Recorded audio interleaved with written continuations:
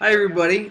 I'm Mike with Mariah, Christian, and Katie. Katie has the PowerPoint on up full screen now. Say hi, Katie. Hi, I'm here. And we have the reader response theory along with paper losses. So, Katie, why don't you go ahead and start us off? All right, so I'm basically going to define reader response for everyone. According to Owl's definition, it's reader response criticism considers the reader's reactions and interactions to the literature and the text as the most vital part of interpreting the meaning of the text. So it really involves the reader interpreting and reacting to the text while they're reading it, rather than like paying attention to the author or um, background information or anything. The reader basically ignores all of that and just basically draws their own conclusions on it based on their own personal experiences too, and that basically creates the foundation of the text. The text really only exists as it's being read, so really only use this criticism while you're reading the story, not necessarily afterwards. A big part of reader response criticism is a conversation. That's a big part of what it means, just a conversation between the reader and the text. By using this theory, the reader kind of develops a subjective view of the story. The reader would focus on their emotional reactions while they're reading it and would relate the story to their own life, their own theories, and ideas of their own life. Ralph Waldo Emerson, he's an American essayist, a poet and philosopher. He kind of relates, his quote kind of relates to reader response criticism because it says, "'Tis the good reader that makes the good book." I think this is Mariah. Yes, this is. Okay, so how to be a reader response critic. In other words, this slide is talking about how the reader response theory, you're supposed to add your own story into the text instead of taking the text so literal. You look for signs and codes and rules to create a meaning to the story and interpret it differently, and how you feel and react to while you're reading it, and it creates a whole new meaning to the story.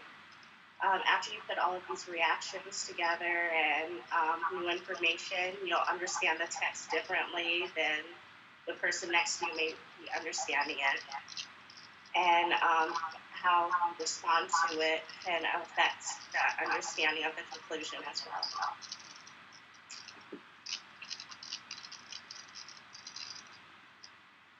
Christian? Alrighty. So I have here some reader response examples. And after going through the Purdue Owl website, I found a couple of scholarly articles written by professors. And what I came across is that Peter Rabbit, in his book Before Reading, trying to understand the meaning of a text, you rely on two common sense meanings of repetition, which is action and characters.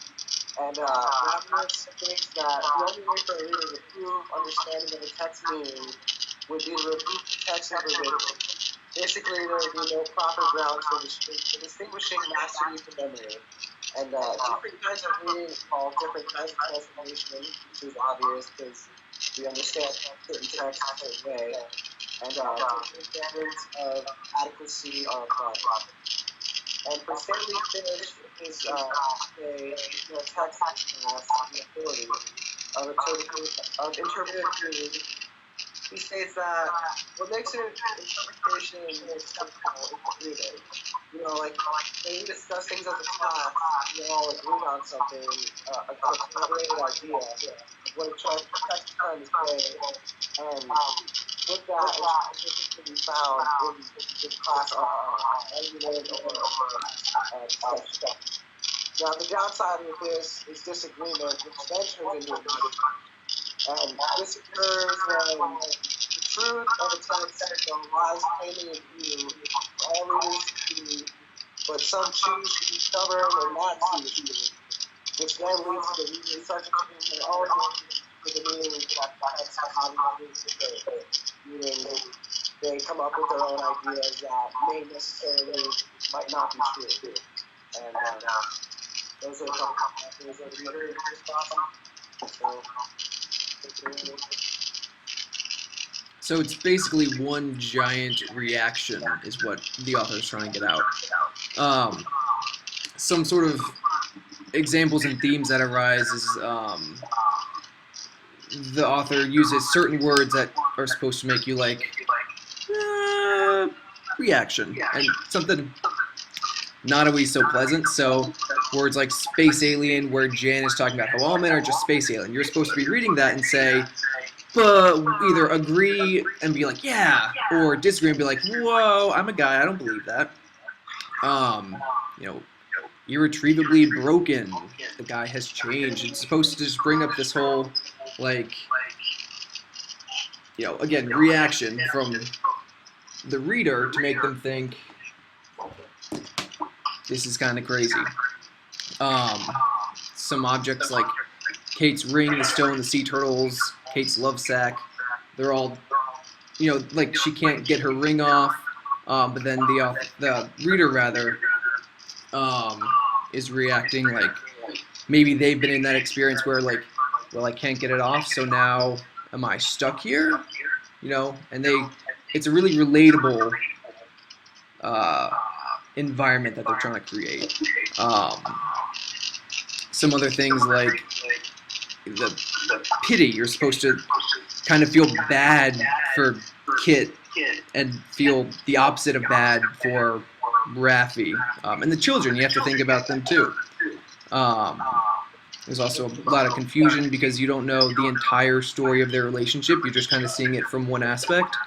But from that one aspect, you kind of have this very one-sided view, and it's not a he said, she said, it's just a she said. And it's not, usually probably not what you think it is.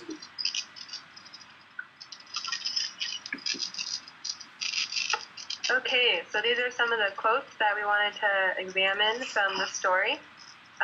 We chose these quotes specifically because they are definitely what we kind of focused on through a reader response lens. Just the way we reacted to them right away kind of affected our understanding of the story. So the first quotes we have here, it says, all husbands are space aliens, and that also it's the ungrateful efferoos refers to guys as well. So in both of these first quotes, they're talking about husbands and men and how like they're either just like weird or ungrateful. And I think this is a big part of Paper Losses because Kate's perception of men totally changes because she's going through this divorce. So she starts looking at them as not grateful and not loving and just like weirdos. So that's those quotes. All right, and for the next quote, it was like a person, a marriage was unrecognizable in death, even buried in its favorite suit. So how one can look at this quote would be that Kate was unable to let go of the relationship, and she kind of handled it without handling it, if that makes any sense. Kind of how some people react to death in general. They can't accept the fact that someone has died, and they don't know how to react to the situation or let go of it. That's my favorite quote, by the way, out of the whole thing. Why? I thought it was really kind of poetic, because it says, even if, what I kind of assume it as, like, even when they're trying hard, like they're wearing their best suit, or their favorite suit, it's still nothing near what it should be, and the marriage is, like, even when they're trying their best, it's bad.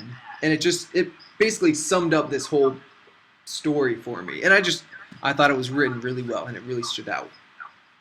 Yeah, I feel like there's a lot of different ways to like understand this quote, but yeah, you're right. I definitely think it's one of the most important sentences in the story. Yeah, and in other words, you couldn't bring the marriage back to life. It was dead. So I found that quote pretty interesting. And for the next quote, on page 154 towards the bottom, it states, what if I can't get my ring off? Said to him now on the plane to La Caribbean. She had gained a little weight during 20 years of marriage, but really not all that much. She had been practically a child bride. Now this quote kind of symbolizes the fact that she might have thought she had gained a lot of weight, but she really kind of didn't, and it really wouldn't affect taking the ring off. But the quote also symbolizes that her attachment to the marriage was strong, and although she didn't want to believe that the marriage was failing, it certainly was, and this really proves it. So, Mike, you want to go ahead and read the next quote? Would love to. Jan, if you watched my vlog, you know I hate Jan. She said, "Would you like a man or a woman? There's no such thing as men. Every man is different. The only thing they have in common is, well, a capacity for horrifying violence." That's probably a really good example of a reader response quote because it should hopefully get a big reaction out of people.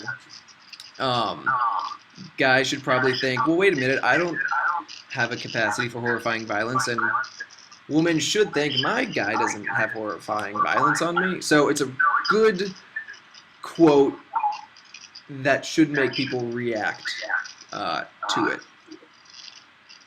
Yeah, and I just wanted to add, going back to Christian's quote when it says, "Send me the Sawyers," Sawyers.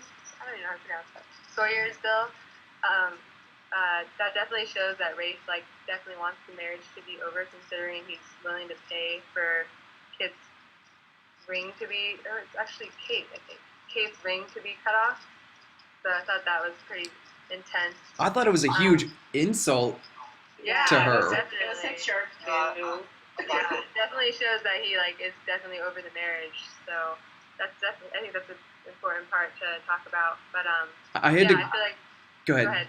Ah! No, go. I had to Google what a sawyer was because I didn't know, and then I found out it was someone that cuts wood, like with. And so, for those who don't know, they have to then cut off her ring because she has gained a little bit of weight. Yeah.